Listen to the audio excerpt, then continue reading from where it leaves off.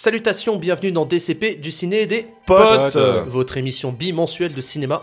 Autour de la table, mon équipe habituelle, Fred, Julien et Jérémy. Bonjour. Et je rappelle que cet épisode est disponible sur toutes les applications de streaming audio et que vous pouvez nous suivre sur Instagram. Pour cet épisode, et même un peu pour les suivants, on a décidé d'innover. Cet épisode 38 sera l'épisode de l'Italie, de Naples, du soleil et de tous les clichés possibles sur la chaussure de l'Europe. Oui, La botte. La botte, pardon. Je me disais bien que la chaussure, ça sonnait un peu bizarre. De temps à autre, on va donc se dispenser de suivre assidûment les sorties ciné pour s'adonner à des dossiers thématiques. Ça vous rappelle un petit peu l'épisode sur les fan footage, par exemple, ou ces réalisateurs qui nous avaient marqués. Dans cet épisode, donc, on va profiter de la sortie de Partenope. Bien dit. Ouais, ça va, ça. Partenope. Le dernier film de Sorrentino pour vous parler de notre rapport au cinéma italien. En premier lieu, on va parler de Partenope et ensuite, chacun d'entre nous va choisir un film italien qui l'a marqué et en parler pendant 5 minutes. En deuxième partie, puisqu'on est en Italie, Jérém va nous faire les chiffres de... L'Italie. Bien vu. Bon, Partenope, c'est donc le dernier film de Paolo Sorrentino qui est passé à Cannes il y a de ça maintenant 9 mois. Donc le film a pris beaucoup de temps avant de sortir et enfin il sort. C'est peut-être un des derniers films de Cannes 2024 qui est en compétition et j'ai l'impression qu'il passe un petit peu inaperçu, mais c'est pas pour rien quand même qu'on va en parler. Vuoi sapere cosa sto pensando? No, perché lo so già. E a cosa sto pensando? A tutto il resto. Le synopsis est un peu long. La vie, tel un long voyage de Partenope, de sa naissance dans les années 50 à nos jours, une épopée féminine sans héroïsme, débordante d'une inexorable passion pour la liberté, pour Naples et les visages de l'amour, les amours vrais, inutiles et scènes indisciples, et je vais abréger... la vie mémorable ou ordinaire sait être très longue, le cours du temps offre un vaste répertoire de sentiments, et là, au fond proche et lointaine, cette ville indéfinissable, Naples, qui ensorcelle, enchante, hurle, rit. Dis donc, il est vachement pompeux ce synopsis. Putain, j'allais dire, le synopsis il est aussi chiant que le film. Alors, il va falloir débattre. Moi j'aime bien. Moi j'aime bien aussi. Moi j'aime bien aussi. Moi je déteste. Voilà. T'es tout seul. Je m'en fous. Bouh. Non, je trouve pas ça incroyable, mais j'aime bien. En fait, j'aime bien la vibe du film, j'aime bien Naples. Il fait beau, il fait chaud. Ouais. Il y a la mer, on a envie de se Mais baigner c'est et boire des chiant. spritz. Il y a David Marsay. Quoi? Bah attends, Non, mais il a cru voir David Marseille, le mec. le premier mec que tu vois, là, son copain d'enfance, avec son large sourire, pour moi c'était David Marsay, tu vois. Et vraiment, genre, ça m'a troublé. Moi j'ai eu l'impression qu'il y avait Gaspard Noé, mais bon, ça, c'est moi.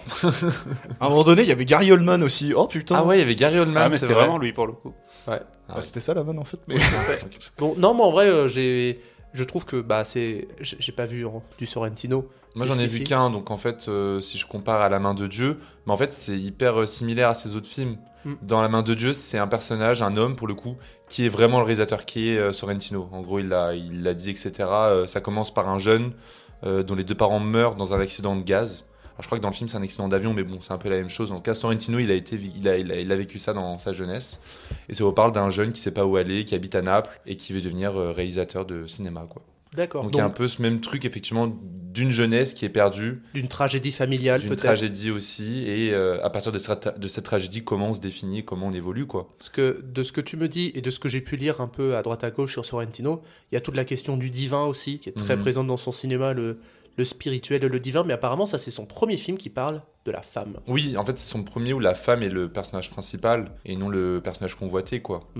Comme on avait pu le voir dans ses autres films. Pourtant, il est question de convoitise dans le film, mais convoitise inassouvie. Et qu'est-ce que vous en dites, vous deux ? J'allais dire, en même temps, vu que son cinéma, parce que pareil, c'est le premier Sorrentino que j'ai vu, c'est vraiment de mettre à l'honneur Naples, ça paraît assez cohérent que ça... Je dis pas que ça se conclut, parce que je sais pas ce qu'il va refaire d'autre, mais que cette vision de Naples se conclut dans la féminité, puisque c'est ce qu'est Naples, finalement, et c'est ce qu'est Parthénope, c'est le symbole de Naples, qui de base Parthénope, je sais pas si Parthénope, oui, c'est une sirène dans la mythologie. Donc en fait, c'est le symbole de Naples et de sa féminité, et c'est ce qu'est le film finalement. C'est comment tu découvres Naples tout le long des années à travers le portrait de Parthénope, mais d'une manière très très très fleuve, du coup, que ce soit de la jeunesse très ensoleillée, l'été, ou la vieillesse et un peu le désenchantement. Alors ça, c'est tout le fond que vous voyez. Moi, j'ai pas forcément vu ça parce que franchement, je me faisais tellement chier. J'ai pas l'habitude de regarder mon portable au ciné. Hein.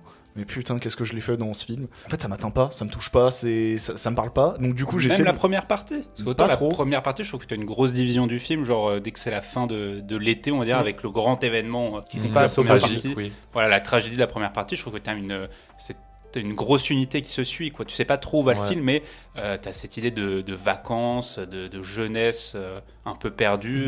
Mais c'est très prenant, moi je trouve. Les plans de danse, par exemple, les mouvements de caméra. Bah, le fameux panneau autour des 3 adolescents que j'ai adoré avec la musique un peu principale du film. Ouais. Je trouve que ce moment est hyper fort parce que en fait il se passe pas grand chose, c'est juste un panneau qui tourne autour des 3 personnages, mais moi j'ai presque chialé devant cette scène, tu vois. Putain, sérieux. Ouais, moi ça Non, m'a mais- touché.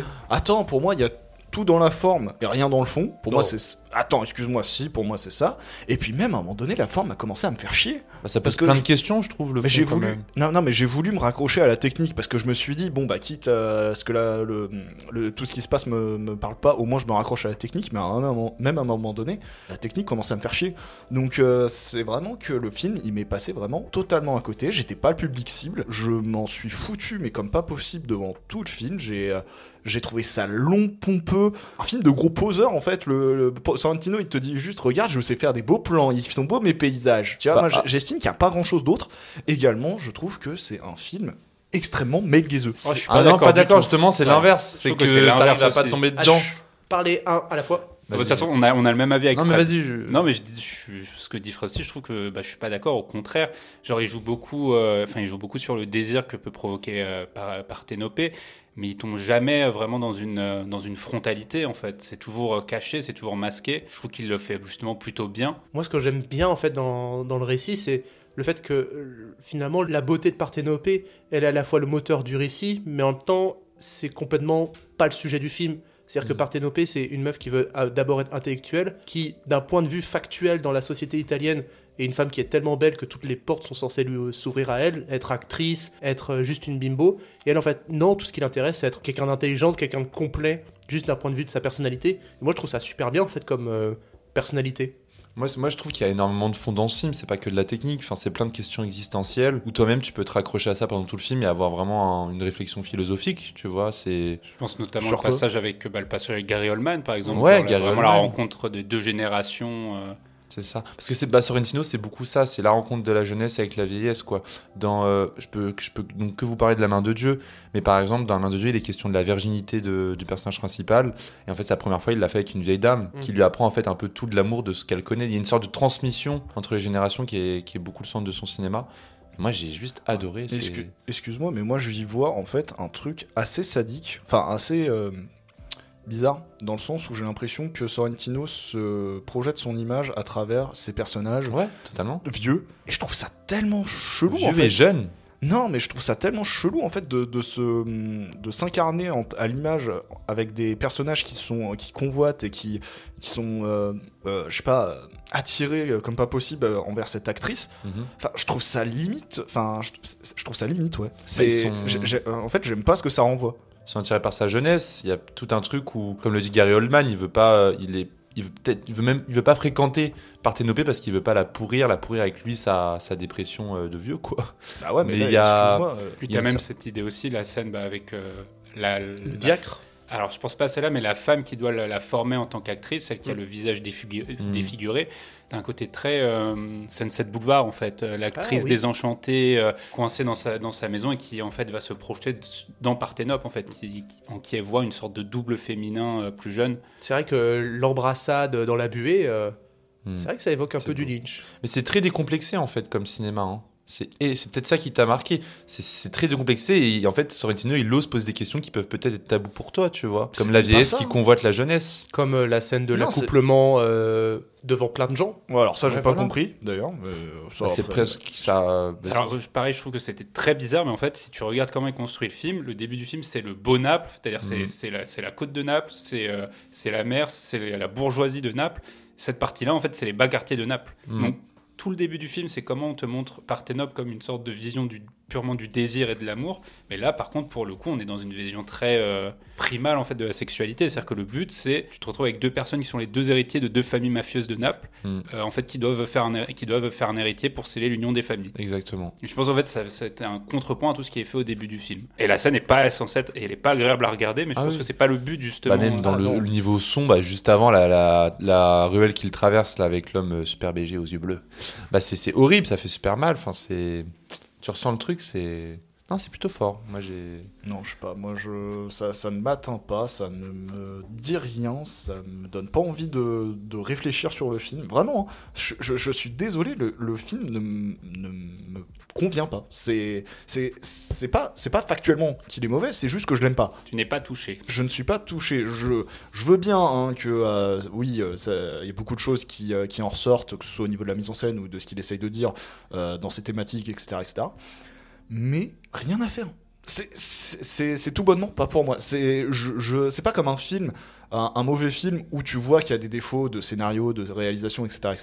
Là, je veux bien comprendre que le mec, c'est un auteur et qu'il a ses thèmes et qu'il les développe dans ce film-là. Et juste quand les thèmes te touchent pas et que le film te passe un peu au-dessus et que même moi, un mec qui adore la technique commence à me saouler à un moment donné parce que j'ai l'impression que c'est tout le temps la même chose et que je vois pas ce qu'il apporte de nouveau dans sa mise en scène au fil du film. C'est juste que c'est pas pour moi, c'est tout. Après, de manière générale, j'ai l'impression que les critiques, en tout cas du public, sont plutôt du côté de Jérém. Hein. Oui, le film a pas vraiment un énorme succès. Mais moi, j'en ai vu que 2 du coup, mais je crois que ce qui est peut-être relou, c'est que ça se répète et qu'il fait inlassablement un peu les mêmes trucs, quoi. Même procédé. Et c'est peut-être pour ça que si tu les compares à d'autres de ces anciens films, c'est peut-être moins bien. C'est peut-être une redite en fait qui fait que on a pris Parthénopée, donc qui est effectivement un personnage féminin, mais après en général les thèmes c'est les mêmes trucs. Hein. C'est vrai que nous, c'est devenu notre introduction au cinéma de Sorrentino. Est-ce que c'était le plus pertinent ? Je suis pas sûr. On mais m'a beaucoup conseillé Après, est-ce que Youth. ça te donne envie de voir du Sorrentino ou pas ? Moi, c'est ça une me bonne donne- introduction. Finalement. Non. Dites-vous que Youth c'est Michael Caine et Harvey Keitel qui sont dans un sauna en train de philosopher sur la vie parce qu'ils sont vieux tous les deux, ils ont une carrière à terme. Et l'affiche, l'affiche, il est deux dans un sauna avec le gros cul d'une meuf de 20 ans.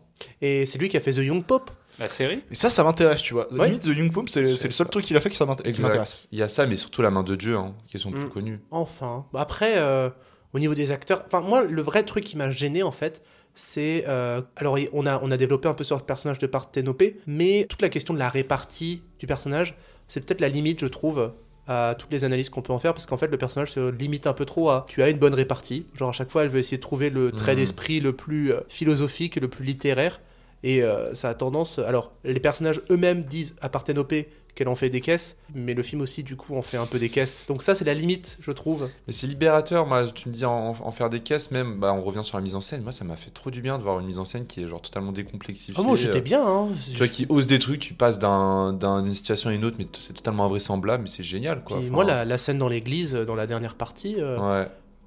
C'est très beau. Il y a une ambiance qui s'impose, j'étais dedans, tu vois.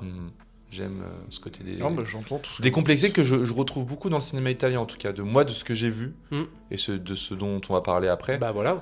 Ça se retrouve beaucoup, et c'est un peu le j'entends tout ce propre que du vous cinéma italien pour moi. Mais en tout cas, ouais, c'est un vrai film italien pour le coup. Ah oui. C'est Sorrentino, c'est vrai que Jusque il est dans très les- attaché à Naples, en fait. Voilà. Donc, Jusque dans certains personnages qui bougent bien à les bains et le colonel avec les lunettes. Parthénopée, vas-tu m'épouser si j'avais 40 ans de moins. La réponse- Colonel, la vraie question, c'est est-ce que vous auriez voulu m'épouser si j'avais 40 ans de plus ? En fait, il y a plein de phrases, quoi, qui m'ont marqué, plein de petites leçons, je sais pas. Ouais, non, mais il y a beaucoup C'était à retirer. agréable de réfléchir devant ce film. Alors certes, ça pousse à la réflexion, mais moi j'ai pas envie d'y réfléchir. Ah ouais, ok. Non mais Le seul truc où je suis vraiment rebuté, c'est le gros bébé bleu, le gros bébé blanc à la fin, j'ai pas compris. Ah, il part en couille, mais c'est génial. J'ai vraiment pas The compris. Substance 2. Ouais. Et puis enfin, je sais pas si c'est FX ou prothèse, mais ouais, c'est impressionnant quand même. Bah oui, c'est très impressionnant. Puis même l'architecture du salon, tu vois, tu te dis mais l'appartement, qu'est-ce que c'est que ce bordel, tu vois. Puis l'épilogue, moi je le trouve beau en fait, tu vois. De retrouver une Parthénopée à 75 ans, Ouais, à c'est retraite. Surtout 2023, la célébration du titre de champion de Naples. Maradona. Ah oui. Ah oui, C'est vrai que le film veut pas se terminer en plus, le Ah, générique. mais c'est que par contre, vraiment, le film, j'avais l'impression que chaque fois qu'il allait se terminer, Oui. ça se relance Ouais. tout Ouais. le temps. Il y a au moins 5 fois, je me suis dit, ah, c'est la fin du film. Ouais, non. Et exact. même au générique, tu dis, c'est le générique, j'ai pour me lever, et t'as une scène encore. Mais les lumières, elles s'éteignaient pas en plus, elles se rallumaient pas. Je pense que ça a dû exaspérer Jérém. Moi, ça Ah, s'est moi, rallumé. c'était interminable. J'étais en mode putain, Moi, mais quand ça est-ce s'est que je peux me rallumé sur barrer le de cette salle? générique. Moi aussi, Donc, ça j'ai s'est pas rallumé vu sur la le- scène d'après. Je savais pas qu'il y avait une scène après le générique. Ok. Bah, c'est juste la scène, t'as le bus. Oui, ça, j'ai vu. Non, bah, Ah, c'est c'est ça, ça c'est ça, Ok. c'est ça. Voilà. Mais oui, Maradona, il est partout. Hein. La main de Dieu, il est hyper important dans le film. Enfin, Après, c'est l'Italie, c'est le foot. ouais. C'est surtout Naples en fait, parce que l'Italie, c'est pas. Enfin, je pense que on va en parler dans nos films, mais l'Italie, c'est tellement divisé que. Bah, tu le sens, t'as une scène cette scène sur le bateau où justement l'actrice, elle envoie. Exact. Elle critique les Napolitains en fait. Ouais, Mm. c'est ça. Ah, c'est salé comme discours. Et hein. réussir si elle est dans le nord, tu vois. Et C'est t'as dit. toujours cette division entre le nord et le sud en Oui, Italie de toute oui. façon. Alors que pas. Enfin, en France, tu vas dans le nord, c'est autre chose. Bah, en France, t'as juste la centralisation de Paris, quoi. Ouais. Et tout le monde doit aller à Paris pour réussir, et on s'en bat les couilles des autres villes. Même si ça change, Mm. et je le redis, mais Marseille, vous verrez que dans 10-15 ans, même plus, Capitale de cinéma. ça sera une nouvelle capitale en tout cas. En tout cas, moi, ça m'a fait du bien de me plonger un peu dans le cinéma italien via ce film. Mm. Et puis, ça va être l'occasion donc de bifurquer vers autre chose. Mais d'abord, il faut bifurquer vers les chiffres. Et oui, putain, parce que Parthénope, c'est un putain de budget de 26,3 millions d'euros dépensé pour rien, si vous voulez mon avis, pardon. Oh, Gâché, putain, il y avait mieux à faire avec 26,3 millions d'euros, mais bon. Oh. C'est ici qu'on rassemble tout le sel français. Et il est bon. Et il est bon. Allez, donc le box-office mondial est environ à 10,5 millions, dont seulement 300 000 aux États-Unis. Et le box-office français pour la première semaine, qui était celle du 12 au 18 mars, il a fait 43 844 entrées. C'était le 4e des nouvelles sorties de la semaine. Derrière, on ira The Insider, le dernier Soderbergh, et délocalisé. Merci pour des chiffres. Donc maintenant, Des lettres. des lettres et des chiffres de... Excusez-moi, tu m'as complètement niqué ma transition. Donc là, ça va être l'occasion de parler un petit peu de cinéma italien et je suis content parce que c'est la journée du bonheur et que... et qu'en fait, on a deux films très contemporains. Je crois, Jérém et Fred, vos deux films sont sortis à partir de 2020, je crois. 2022. 2021, le mien. Voilà, donc c'est des films qui sont très contemporains. Et Julien et moi, on est partis sur des films très anciens, Et d'un même réalisateur. d'un même réalisateur, parce que c'est quand même une des grandes figures du cinéma italien. On n'est pas parti sur du Sergio Leone, on n'est pas parti sur du... Antonioni, ni Voilà. du Rossellini, ni du Fellini, Mais sur on reviendra dessus, parce que je propose donc en fait que notre réalisateur, il soit au milieu. Et donc on va ouvrir le bal, soit avec Fred, soit avec Jérém. Qui veut se lancer, messieurs? Bah, Jérém, lance-toi. t'as Non, été- je veux bien terminer. Non, je veux bien terminer justement, parce que je trouve que mon film c'est un peu potentiellement l'antithèse de tout ce que vous allez dire. Ah, ok. Après, t'as pas vu les 8 montagnes. Non, c'est vrai que je l'ai pas vu, mais Les Otto Montagne en italien, parce que bon, on est quand même un peu plus sérieux ici, on parle italien. Moi, j'ai fait un peu italien. Bref. Tu j'ai as voyagé en Italie. Je suis allé en Italie, mais justement, c'est un film que j'ai découvert pendant mon voyage en Italie, parce qu'on me l'avait conseillé. Et donc, j'adore. Je l'ai revu hier, là, juste avant de vous voir aujourd'hui. Et j'adore ce film. C'est assez long. J'ai un peu parlé de l'histoire avant, et puis après, je vous expliquerai un peu ce que j'aime dans le film. Alors, Les 8 montagnes, ça vous parle de l'amitié de deux Italiens, d'un jeune qui habite Turin, d'un autre jeune qui habite plutôt dans les campagnes du Nord. Donc, ils se rencontrent comme ça, en fait, en vacances pendant un été. Et tous les opposent, mais ces derniers deviennent de bons amis. C'est hyper compliqué à expliquer, le film est vraiment trop complexe. Mais en gros, voilà, à partir de leur amitié va naître quelque chose une sorte de contradiction, une jalousie. Par exemple, donc je vous dis les prénoms, hein, le mec de la campagne, c'est Bruno, et le mec de Turin, c'est Pietro. Donc déjà, il y a un peu ce truc qu'on avait pu voir dans Parthénopée, c'est de opposer deux zones très différentes, en fait. Hein. Par exemple, Bruno, il parle un dialecte que Pietro ne comprend pas. Il vient de la vallée d'Aoste, j'imagine, s'il est dans le nord de Turin. Il est plutôt dans les Alpes italiennes. Ouais. Je crois à peu près. Et en gros, tout le film se passe sur 4 décennies. Donc on va les suivre de leur jeunesse jusqu'à leur quarantaine. C'est surtout un film qui va parler de questions existentielles. Par exemple, le personnage Pietro, il est totalement paumé. Le mec a genre 31 ans, 32 ans, il n'a jamais rien fait de sa vie. Et il sait pas du tout quoi faire.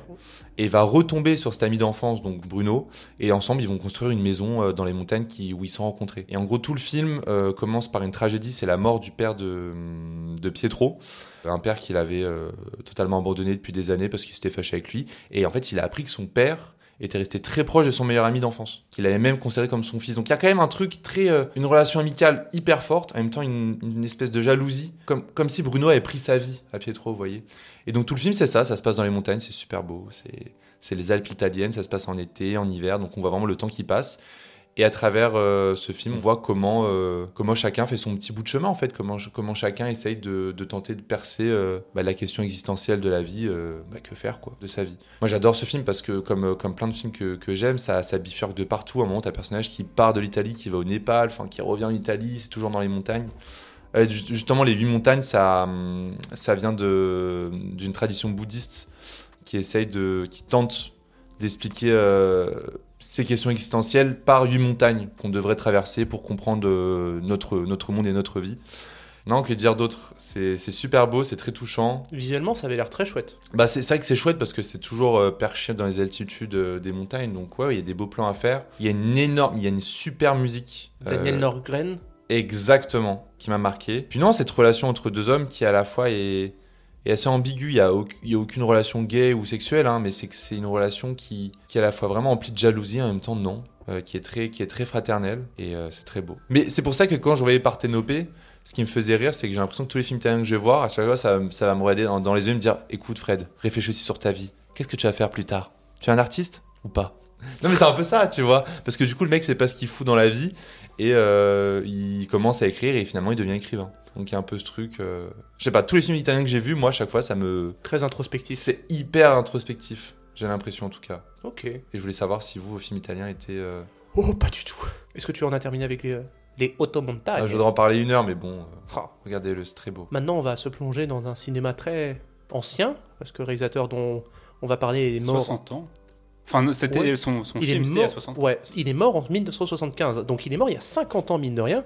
Donc là on est vraiment dans le cinéma italien post-Seconde Guerre mondiale. Donc, Post-néoréalisme. exactement, donc il s'agit de Pier Paolo Pasolini, à la fois réalisateur mais aussi auteur, poète et metteur en scène de théâtre, donc un homme extrêmement varié, prolifique. Et donc toi tu vas parler d'un de ses plus grands films, moi aussi, mais pas forcément le plus aimé. Toi ce sera... L'Évangile selon saint Matthieu. Adaptation donc de l'Évangile selon saint Matthieu du Nouveau Testament. Bien vu. Voilà. J'y vais ? Vas-y. Allez. Mais déjà, juste pour revenir sur ce que tu disais, c'est que déjà Pasolini, comme tu l'as présenté, c'est nous, en France, quand on parle de Pasolini, on pense surtout au réalisateur, mais en Italie, il y a vraiment cette figure d'intellectuel comme nous, on pourrait avoir quand on pense à Sartre. Sartre, il a fait du théâtre, il a fait des romans, il a fait de la philo, mais tu as cette idée d'intellectuel. Genre, tu penses à un intellectuel de base sans connaître spécialement, le premier qui va te venir en tête, c'est Sartre.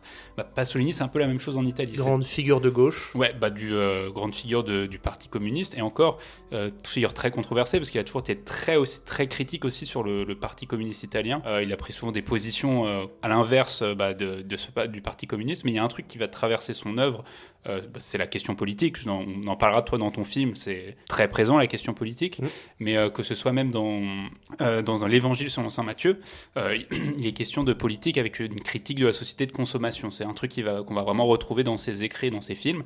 Et c'est vrai que ce qui est très intéressant avec l'Évangile selon saint Matthieu, c'est que donc Pasolini, intellectuel marxiste, donc athée, donc non-croyant, fait une adaptation de la Bible. Mais de toute manière, la religion a toujours été très présente dans son cinéma. Et c'est pour ça, parce qu'en fait, plus que la religion, c'est la question du sacré.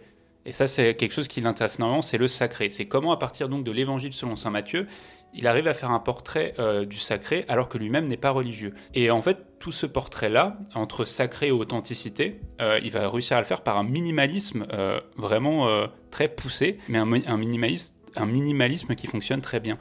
Déjà, il va vraiment capter les visages. La grande partie du film, ça va être capturer le visage du Christ ou le visage de Marie, et on retrouve vraiment cette idée d'iconographie, comme ces icônes qu'on peut avoir dans les églises grecques, et énormément d'effets très simples, c'est-à-dire beaucoup de panotage et de cuts. Et en fait, beaucoup de répétitions de motifs. C'est-à-dire que l'introduction du film, c'est le visage de Marie présenté comme une icône. Ensuite, on a un contre-champ sur Joseph. Donc Joseph comprend qu'il est enceinte. Il n'y a pas de dialogue, c'est juste qu'on le voit partir en courant. Ça témoigne juste il pense que c'est une infidélité. À partir de là, tu vois l'apparition d'un ange. Chemin retour, le même trajet qu'il a fait dans le premier plan, tu le revois, et tu revois le plan avec le visage de Marie avec un sourire, et le visage de Joseph avec un sourire. Il n'y a pas de dialogue, il n'y a rien, mais tu as tout compris. Et en fait, l'essentiel du film va fonctionner comme ça. Et c'est comme ça que les miracles que tu vas voir dans le film, par exemple multiplication des pains, le moment où l'aveugle retrouve la vue ou les lépreux, etc., c'est toujours des effets très simples. Tu as un plan sur Jésus, le plan d'après, tu vois des pains qui apparaissent. Et ça fonctionne extrêmement bien.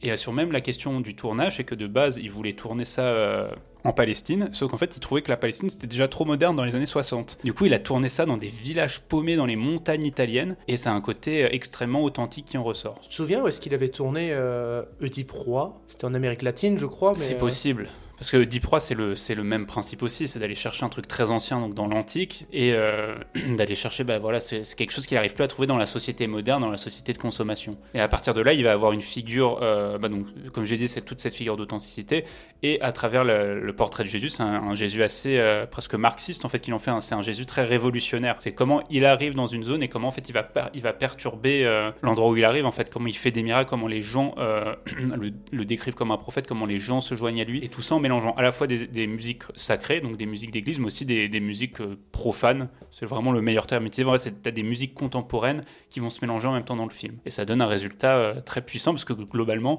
quand on parle d'un film sur Jésus, alors on a le Mel Gibson qui est sorti dans les années 2000. Il y avait déjà eu des... Scorsese. Il y a eu le Scorsese après, qui était arrivé ensuite, dans les années 80. Mais même avec ces gros films-là, le film souvent de référence quand on parle d'une adaptation du Nouveau Testament, c'est le film de Pasolini, qui est un mec non religieux, athée, à l'inverse de personnes comme Scorsese ou Mel Gibson qui ont beaucoup plus cette notion du religieux. C'est vrai. Donc je conseille vivement l'Évangile selon saint Matthieu, parce que c'est très prenant malgré tout, et notamment que le Nouveau Testament, c'est quand même un peu moins fun que l'Ancien en termes de côté très épique et très mythologique. C'est beaucoup plus simple. Et pourtant, Pasolini arrive à rendre le film pas ennuyeux. Parce que souvent, l'enchaînement, quand tu lis le Nouveau Testament, c'est les paraboles de Jésus, des miracles, des paraboles, des miracles. C'est beaucoup plus philosophique que l'Ancien Testament, on va dire. Mais il arrive à rendre ça assez prenant. J'ai juste une question. La question de l'homosexualité, elle apparaît pas du tout dans l'Évangile. Pas du tout. C'est pas du tout. Là. Mais même de manière générale, parce que le gars était il était homosexuel, il était très partisan de l'homosexualité, dévoilé comme ça dans les années 50 et 60, mais pourtant ça se reflète pas trop dans son cinéma. Et donc, je vais bifurquer vers mon film, du coup, qui est le dernier film de Pasolini, qui est donc Salo, les 120 journées de Sodome, qui est un peu la porte d'entrée pour beaucoup de monde, parce que beaucoup de monde connaissent en fait Pasolini aujourd'hui par le biais de Salo, qui est son dernier film. Toujours pas osé le voir. Ah, moi je l'ai vu 2 fois. Ouais, toi t'es fort. 3 fois. Il a voulu me le montrer, du coup c'est pour ça qu'il a été obligé de le voir une 2e fois. Ouais, du coup je me le suis pas réinfligé une 3e fois. De toute façon, c'est un film qui te quitte difficilement. Et donc en fait, Salo, donc c'est un film qui apparaît dans les années 70 et qui apparaît notamment après la trilogie de la vie. Donc la trilogie de la vie qui est constituée des films des Contes de Canterbury, Les Mille et Une Nuits et Médée, non ? Non, le Décameron. Et donc c'est des films qui sont très positifs, très chatoyants, tu vois, dans l'esprit. Et après ça, donc il avait décidé d'entamer une trilogie de la mort, trilogie qui ne pourra pas conclure parce qu'en fait, non seulement Salo, ça a été un énorme scandale quand c'est sorti, et aussi parce qu'il s'est fait assassiner. Il y a beaucoup de gens qui font le lien entre le scandale de Salo et sa mort. C'était un mec très controversé de base, donc voilà. Mais quand tu découvres Salo de manière un peu abrupte, tu le regardes surtout sous le prisme d'un film hardcore assez difficile et vraiment très dégueulasse.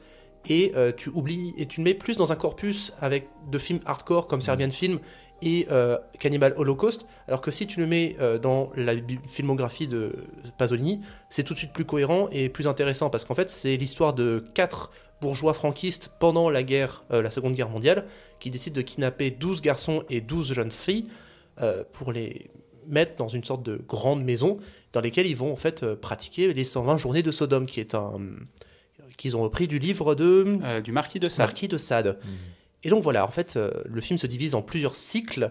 Il y a le cycle de la merde, par exemple, où en fait, les 4 bourgeois vont leur faire subir tout plein de désagréments plus ou moins dégueulasses. Hein. Ça va de sodomie à manger du caca. Voilà. Il faut très fort penser que c'est du chocolat quand tu regardes le film, parce que sinon... oui. Et en fait, le film, du coup, aborde la question de la sexualité de manière extrêmement crue.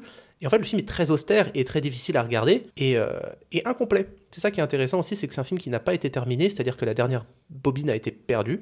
Donc le film se finit de manière très abrupte et n'a pas de conclusion à ses réflexions, parce qu'entre chaque cycle, en fait, tu vas avoir une longue partie de réflexion des 4 bourgeois qui vont réfléchir à comment, en fait, créer de la pulsion et créer du vivant en eux. Parce qu'en fait, c'est des mecs qui sont tellement mauvais de l'intérieur qu'il recherche à vivre des pulsions et des sensations fortes par la souffrance d'autrui.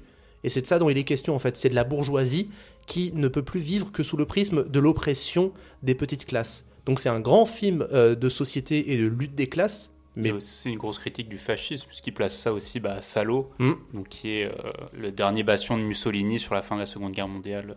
Exactement. Et donc, qu'est-ce que j'ai noté de plus Pas trop non plus, parce qu'en fait, finalement, même dans la filmographie de Pasolini, c'est pas le film le plus marquant. Enfin, c'est le plus marquant pour ce qu'il montre, mais pas forcément pour ce qu'il dit. Et alors, j'ai pas non plus trop creusé dans la filmo de Pasolini, mais par contre, avec Fred, on était allé voir un colloque à Strasbourg, et on en avait appris beaucoup, notamment sur sa littérature, sur ses poèmes. Et curieusement, c'était pas Salo qui en était ressorti le plus, je crois même pas qu'il l'avait...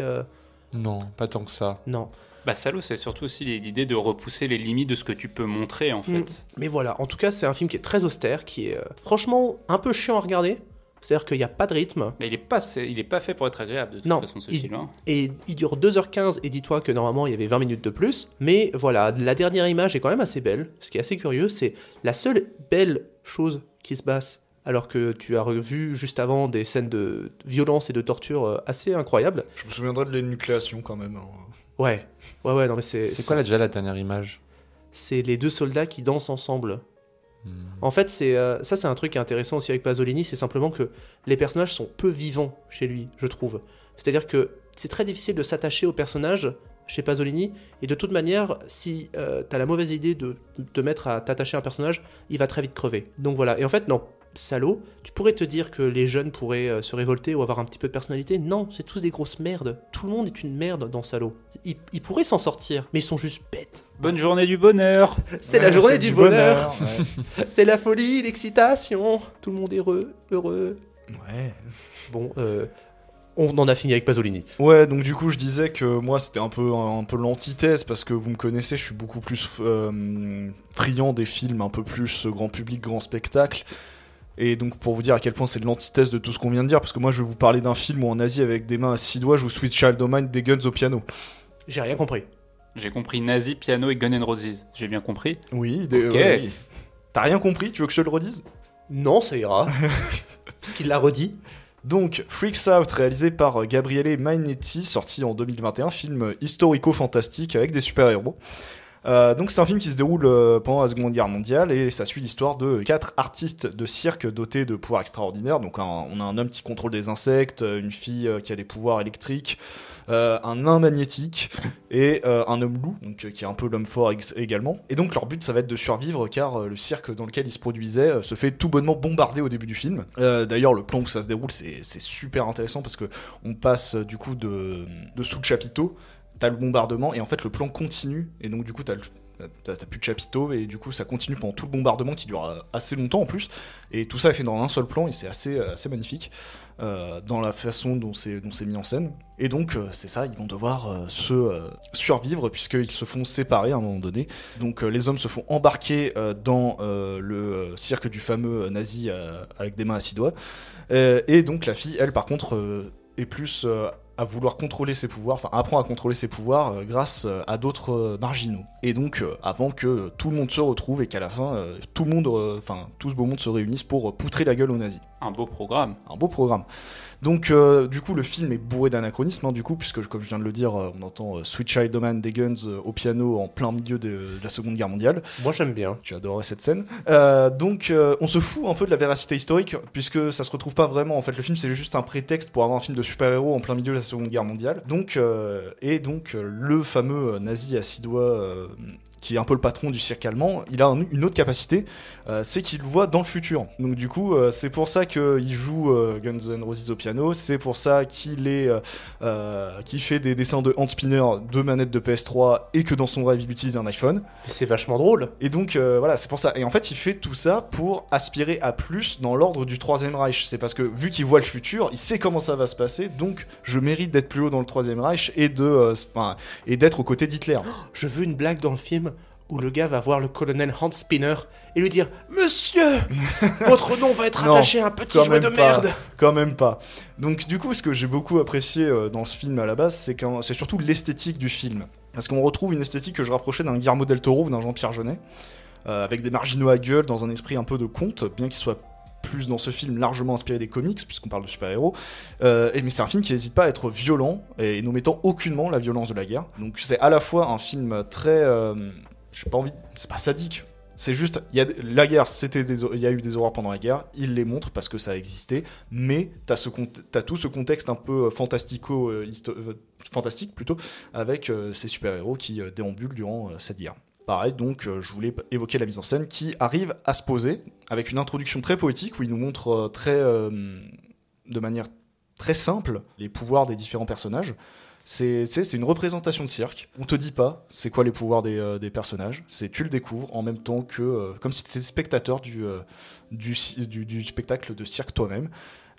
Et juste derrière, t'as le bombardement et paf, ça passe caméra épaule, ça bouge de partout, t'as des plans débulés comme pas possible. Tout ça en un seul plan séquence. Et c'est pour ça que je trouve que le film arrive très bien à manier ce mélange des rythmes et des genres de caméra plus posées, mais parfois quand ça pète, ça pète bien. Et puis enfin, il faut dire que pour un film de même pas 15 millions d'euros, ce qui est moins que Parthénopée, le film s'en sort très bien niveau effets spéciaux, notamment lors du final. C'est un assaut sur un train emmenant des juifs dans un camp de concentration. Et donc, les nazis prennent cher dans leur gueule, et c'est super bien mis en scène. Voilà. J'ai cru qu'il allait s'arrêter à « Les nazis prennent cher et c'est super bien ». Aussi, c'est super bien de voir des nazis se faire poutrer la gueule.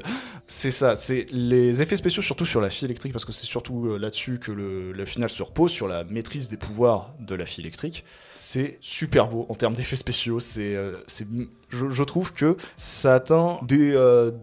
il n'a pas à rougir face à certains blockbusters américains quand je vois cette scène. Donc franchement, c'est un très bon taf de la part de Gabriele Magnetti, qui avait fait juste avant On l'appelle Jig Robot, que pareil, un film un peu super-héros urbain.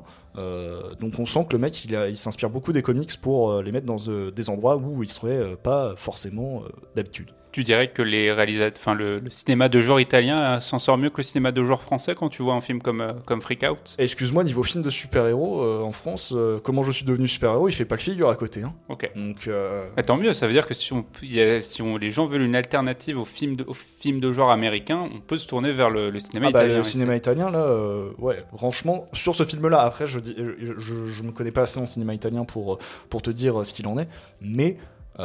celui-là, il est pépite. Franchement, en plus, je regarde les critiques, de manière générale, le film est assez salué. Donc, il y a une vibe un peu Ligue des Gentlemen Extraordinaires quand je vois les images, qui est un comics. Donc, ouais, c'est ça. Donc, ils se réunissent avec. C'est genre une équipe de super-héros, entre guillemets. C'est pas un peu pareil. Donc, c'est cool, en vrai, ça me donne envie. Je vous invite à découvrir, parce que le cinéma italien, c'est pas que des films introspectifs, du coup. C'est un peu... Oh, la balle perdue, attends, c'est pas que des films introspectifs, on peut se marrer et on peut prendre son pied comme devant un film américain, devant un film italien. Non, mais t'as raison. Petit double programme, si vous voulez, vous commencez par Freak Out, vous terminez par Salaud, voilà. Franchement, vous avez vécu... il y a un film où il y a des nazis, il y a un film où il y a des fascistes, deux traitements différents. Bon. On a fait le tour de nos films, les gars, mais on n'en a pas terminé avec l'Italie. On entre dans la deuxième partie de l'émission. En soi, est-ce que c'est vraiment une deuxième partie? Mais Jérém va parler des chiffres du cinéma italien.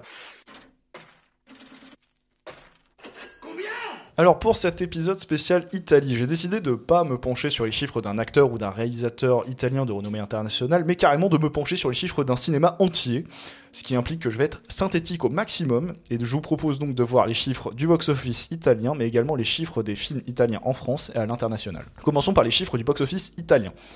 Alors, le box-office italien est normalement calculé, comme partout dans le monde, avec les recettes monétaires. Mais lors d'une controverse de l'augmentation des prix des billets, une revue a décidé de voir les entrées pures et a réussi à en déduire les entrées entre 1950 et 2016 avec l'aide de la SACD ou la SACEM italienne, la SIAE. Voilà.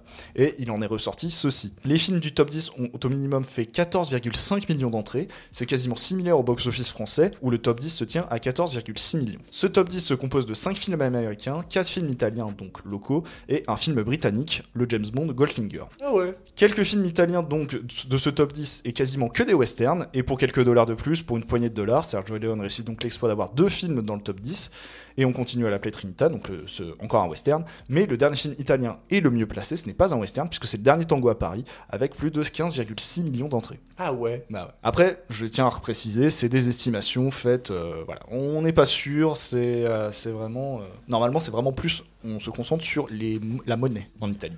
Les films américains trustent le haut du classement, donc, car le podium est composé de, à la 3e place, les 10 commandements, la version avec Charlton Heston, avec plus de 16,8 millions d'entrées. À la 2e place se trouve Le Parrain, avec plus de 21,8 millions d'entrées. Et le plus grand succès au box-office italien, Avatar. c'est quel film ? Non, C'est pas Avatar? c'est un film américain, certes, mais qui n'est pas sorti au XXIe siècle. Ah, j'allais dire Avatar 2. Titanic? Ce n'est pas un film de James Cameron. Ah.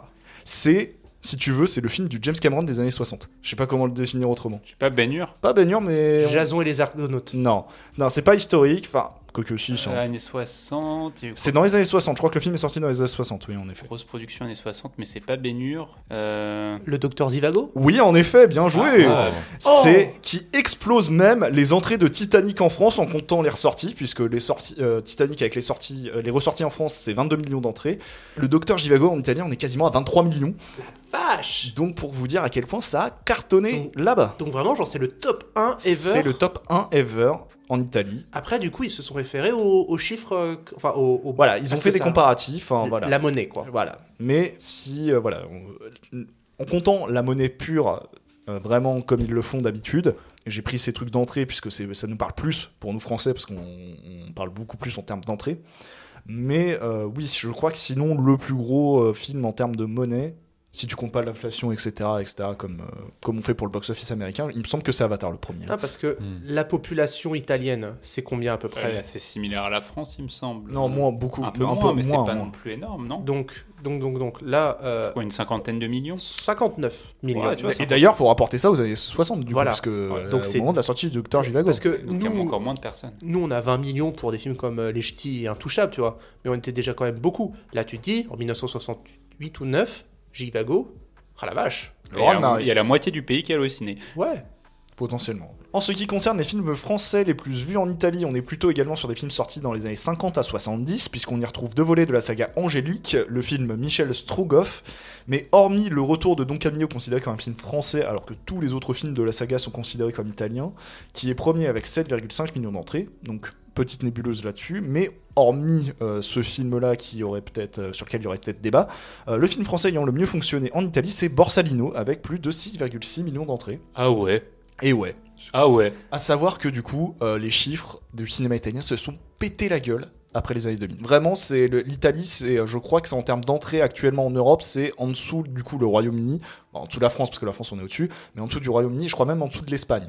Mais Mais c'est pas étonnant Borsalino parce que c'est avec Delon et Delon a toujours eu un gros succès en Italie. Ah oui, c'est sûr. Il a Delon. tourné pour Visconti et tout. Belmondo. Mais par contre, du coup, La vie est belle. Parce que c'était quand même un giga succès, non? Mais ouais, mais il est même pas dans le top 10, t'as vu? Oh, c'est impressionnant. Moi, je m'attendais à le voir vraiment très haut. Hein. À savoir que 40 films ont dépassé les 10 millions d'entrées en Italie et que 802 films ont dépassé le million d'entrées. Voilà.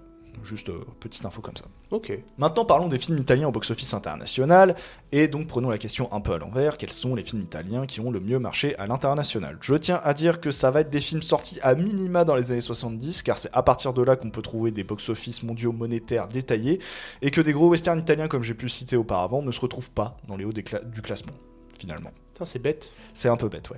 Encore une fois, le podium est composé uniquement de films n'étant pas sortis au XXIe siècle, car à la 3e place, on retrouve Le Facteur, sorti en 94, et ayant amassé un peu moins de 80 millions mondiales.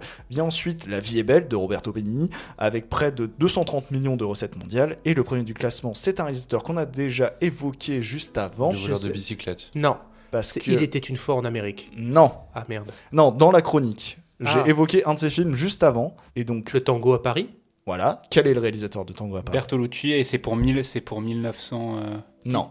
Ah. C'est un film de Bernardo Bertolucci, en effet, Oh. qui a réalisé le plus gros succès mondial pour un film italien, mais lequel? Pas 1900. Non, pas 1900. C'est un film italien? C'est considéré oui. comme un film italien, du coup. C'est oui. pas le The film avec Dreamer. pas le film avec Trintignant là. Non si plus. Non plus. The Dreamers. Le Oh, dernier empereur? En effet, Le Dernier Empereur, qui a réalisé du coup près de 250 millions mondiales.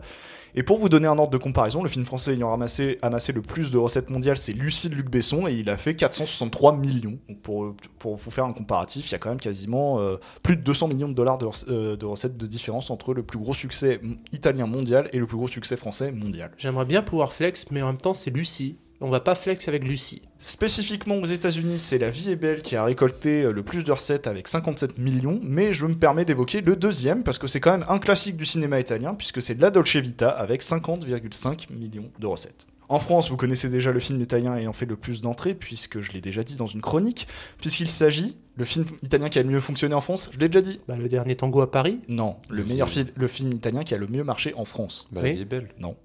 Je l'ai déjà dit dans une chronique, les mecs. Ouais, vous mais écoutez ça, pas. ouais, mais ça bon, remontait mec, là. Ça remonte à l'épisode 2, en effet, donc... Ah oui, attends. Voilà. C'était il y a bientôt 2 ans, mec.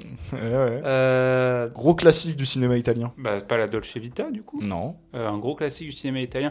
C'est un Fellini ou pas? non, 8,5. Non, non, c'est pas un Fellini. Le bon, la brute et le truand. non. C'est le même réal, mais c'est pas celui-là. Ah, il était une fois dans l'Ouest. En effet, oui, qui est à près de 15 millions d'entrées et qui fait donc partie du top 10 du box-office français. Ah oui.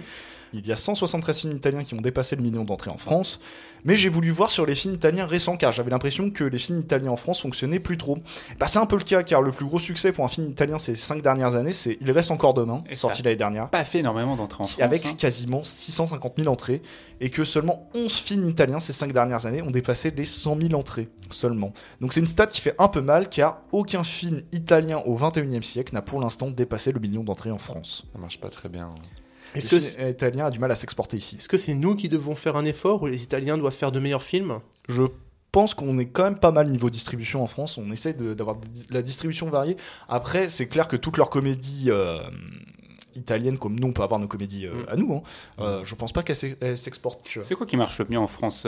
Ça doit être Royaume-Uni, en cinéma d'Europe européen. En cinéma européen, c'est soit, ça doit être très probablement le Royaume-Uni, en effet. Est-ce que vous vous souvenez de la version, le plagiat italien de Bienvenue chez les Ch'tis? Mais bien sûr, il a cartonné en Italie. Bah ouais. Ouais, ça marche bien en plus en Italie. Bienvenue dans le Sud. Je savais même pas que ça existait. Ah si, Ouais. si, ils en ont refait partout. Par exemple, en Chine, ils ont fait Bienvenue au Tibet. En Russie, ils ont fait Bienvenue au Goulag. Putain, il a préparé sa vanne pour amener à ça. Non, c'est venu par à coup. Je me suis dit, tiens, ça c'est marrant. Ça l'est encore plus. Et ce qui serait encore plus drôle, c'est que ces films existent réellement. Oh. Tu le sais pas, mais peut-être. Tu as encore quelques chiffres? Non, j'en ai fini, c'est pour ça. Mais c'est la journée du bonheur. C'est la journée du bonheur. C'est quand même la journée du bonheur. Bon, C'est la journée de la Dolce Vita. Soyez heureux parce que... Regardez des films italiens, Regardez il y aura Salo. du soleil. Très bien, Non, salaud. mais pour le coup, on a fait un épisode très cohérent, les gars. On est resté italien du début à la fin. On s'y est tenu. Pourquoi on n'a pas fait l'épisode en italien? Parce que je crois que notre niveau d'italien est très faible. J'ai le niveau de Duolingo, moi. Non, parce que Moi, déjà, niveau Owen, de quand la il mail. parle italien, il parle une fois sur deux, c'est de l'espagnol. Moi, c'est pareil. Donc, on va éviter de massacrer la langue. Gracias. Bah, vous voyez pas, mais nous, depuis tout à l'heure, on parle avec les mains. Dankeschön. Pourquoi tu dis merci? Je sais pas. On a complètement Ah, par dérapé. contre, si on fait une spéciale cinéma allemand, là, Owen, tu pourras nous épater avec tes talents Bah oui. germaniques. Sie trinken Wasser. Film du cinéma allemand, ça doit être intéressant aussi. Ah, en ça vrai. doit être rigolo, ça. Du coup, les amis, ça va marquer un petit peu la fin de l'émission. Ciao à tutti. Si jamais vous nous suivez sur Spotify, n'hésitez pas à mettre des étoiles. Si vous nous suivez sur Instagram, n'hésitez pas à nous mettre des mots d'amour, plein de tendresse. Et on se dit à dans 2 semaines. L'émission est à retrouver sur YouTube, sur toutes les plateformes de streaming audio. Des grosses bises. Et à dans 2 semaines pour le cinéma. On sait pas. Autre. Ciao. Ciao. Au revoir. Ciao tout.